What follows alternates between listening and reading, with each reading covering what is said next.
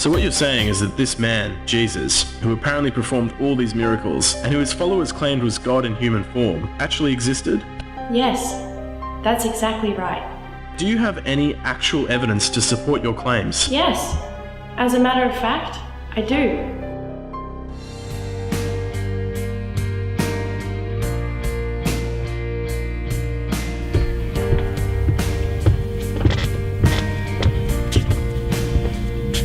Was Jesus actually real? That's a question a lot of us struggle with, because if he wasn't, what does that mean for the foundations of our faith? But contrary to what mainstream media often reports, none of today's historians actually doubt the existence of Jesus. Instead, they piece together various ancient accounts of Jesus' movements to paint a picture of him as a historical figure, like a jigsaw puzzle. It's not just the New Testament that talks about Jesus. There are several other ancient non-Christian documents that talk about him.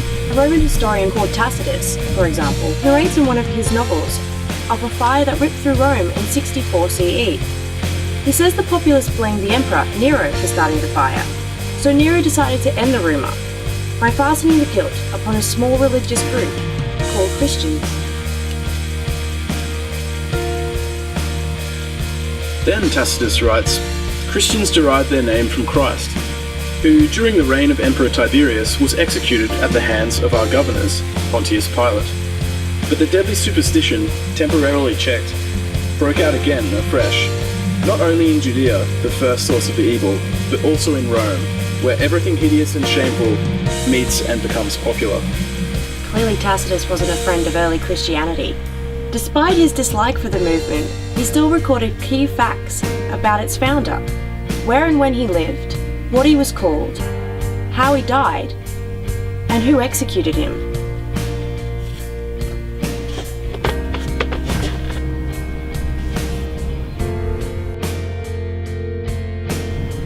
There are other ancient non-Christian documents that give us more details about Jesus. The Jewish historian, Josephus, the Roman writers, Suetonius and Pliny, the Jewish Talmud, and others.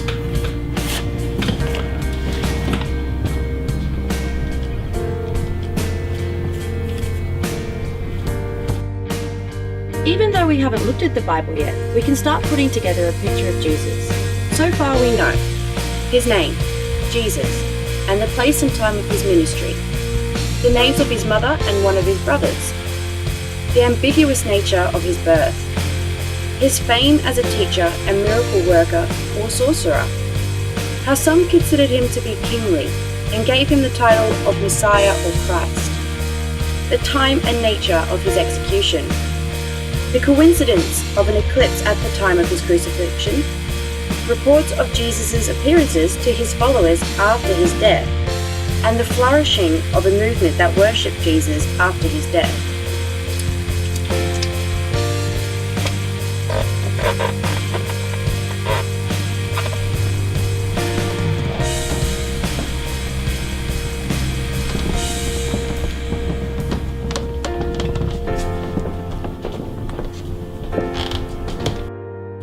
So we've got some pieces of the puzzle, but the place where we can find the largest amount of info on the historical Jesus is the New Testament.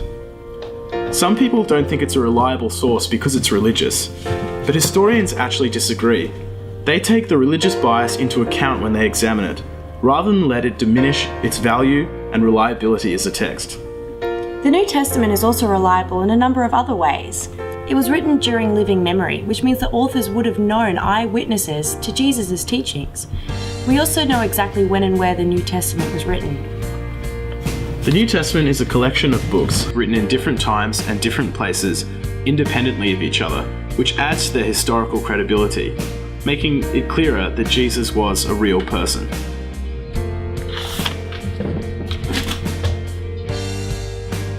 So, now we know that Jesus was a real figure in history. The various independent accounts in the New Testament and the amount of non-Christian texts that come from the same time period that mention him or talk about his deeds help to prove this point. This means that our faith has a strong foundation in history. Now we can look at Jesus' actions and teachings.